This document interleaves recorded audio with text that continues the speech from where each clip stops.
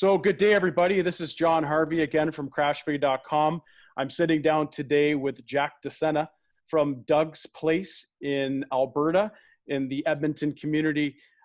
Thanks for joining me today, Jack. Really appreciate the time, and I'm excited to hear more about your business. Are you ready for your 5 and 5? Yeah, you bet. You bet. Okay, perfect. So Jack, why don't you start us off by giving us an introduction of yourself. You're the fixed operations manager and partner at Doug's Place Automotive, and just a history of Doug's Place. Yeah, you bet. First off, thanks, John, for giving us the opportunity to do this. This is a great format. So start by saying that. My name is Jack. From Jack Sena from Doug's Place. I started in the industry in 1992, and at Doug's Place, kind of started as my background's accounting. So come a long way from starting off as an accountant to director of fixed operations and whatnot. So our Doug's Place brand was founded by Doug Bychuk in 1971. He's kind of grown that business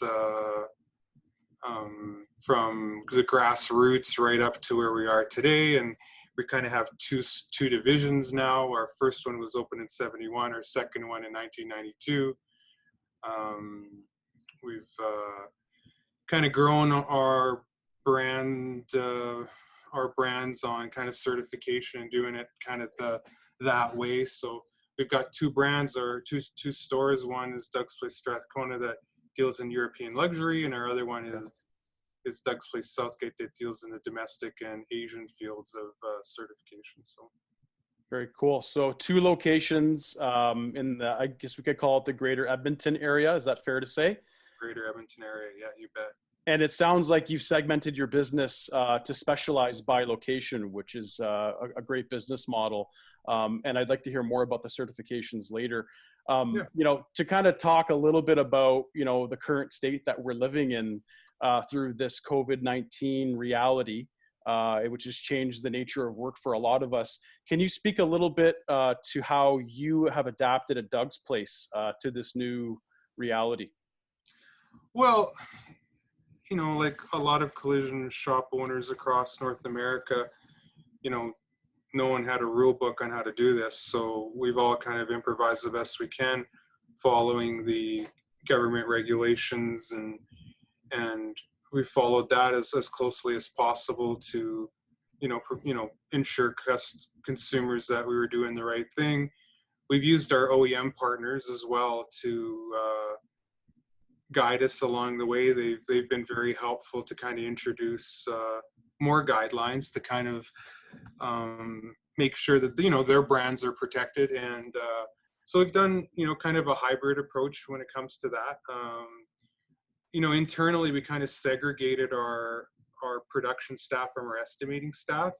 Early on we were kind of very fearful of how this was going to play out and the potential for us closing. So we kind of segregated our production staff. We kind of put our production manager inside of our production facility, and we kind of put our estimators and CSRs and other admin staff outside of it so that they could kind of protect the consumer. If something kind of went bad, we would be able to kind of adapt, right? So and then we kind of, obviously the big push was this touchless repair system, and early on we introduced that as soon as we could. We've kind of been doing the touchless repair system for a while. This is kind of just brought it, kind of formalized it a sense to the consumer, and the big thing was kind of marketing it to the consumers, so they knew that there was an option to kind of build trust, confidence that we were able to do that. And then we kind of introduced a deductible program just in case consumers that were kind of laid off and needed to get vehicles repaired could have a little bit of flexibility that way. We kind of threw a bunch of stuff at it to kind of see if a way to get back to the community, I guess, at the end of the day, right? Absolutely. So that's a lot to adapt to, and there is no playbook on this, right? So a lot of businesses have to think on their feet, and I think you guys have adapted very well by the sounds of it. Looking at some of the changes that you've made and the improvements that you've made to your business, as a result of COVID-19. What do you think some of the process improvements would be top of mind that you will retain or keep within your business once we get back to normal, as they say? I think, and we all kind of are plugged into the to the industry and whatnot. And I think photo estimating had kind of started, or not started, and in the US it kind of had already started. You could see it in the insurance programs, and we've kind of jumped on the mobile estimating side of things for about 5 years now. And we didn't have much of an adaptation point or much adapting to do on that end because we were already doing it.